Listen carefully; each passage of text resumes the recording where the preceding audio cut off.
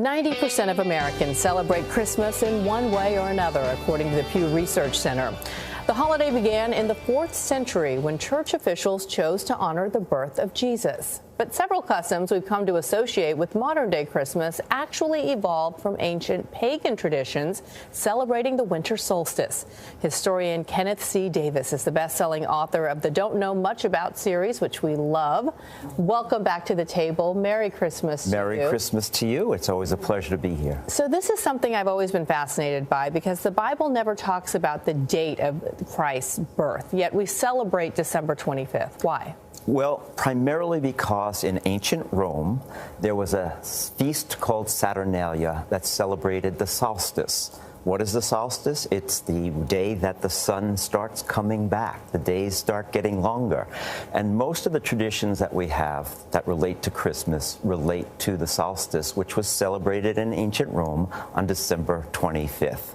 So when Christianity became the official religion, in a sense, in Rome, they were able to fix this date, which some scholars say may be earlier than that. There's a little discrepancy about it, but there's no question that the fact that it was celebrated in Rome as an important day with gift-giving, candle lighting, and singing and decorating houses really cemented Christmas as December 25th. You always say you don't know much according to your books, but do you know why we have a Christmas tree as opposed to a bunch of hydrangeas, which I think are really pretty? This is another puffy and pretty. This is another. How about that, Ken? This is another pagan tradition. So Christmas is really about bringing out your inner pagan. The Christmas tree really comes to. Who knew we had an inner pagan? Yes, yeah. Which of the wise men said that? I can't remember. Well, it's like Halloween and a lot of other things we do. These all predate Christianity. But in the Norse world, Germany, the Scandinavian countries, where winter was really serious and the solstice was really an important idea, they celebrated the return of life by celebrating an evergreen tree.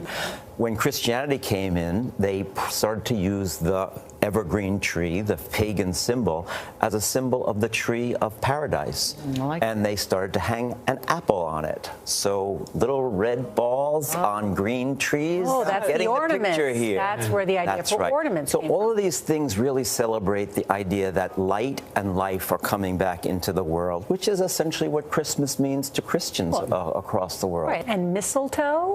Mistletoe, we can thank the Druids for that. The Druids believed that mistletoe was an all-powerful healing item. It hung from the sacred oak. In fact, if you met somebody in the forest, you gave them the sign of peace under the mistletoe. So people started to hang mistletoe above their doorways as a symbol of peace.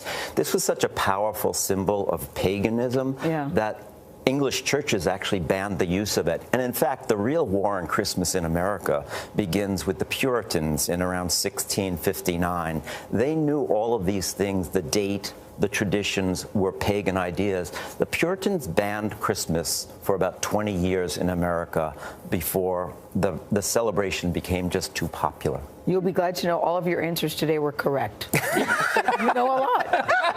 You know a lot, Kenneth C. Davis. Our fact checker over here. Yes.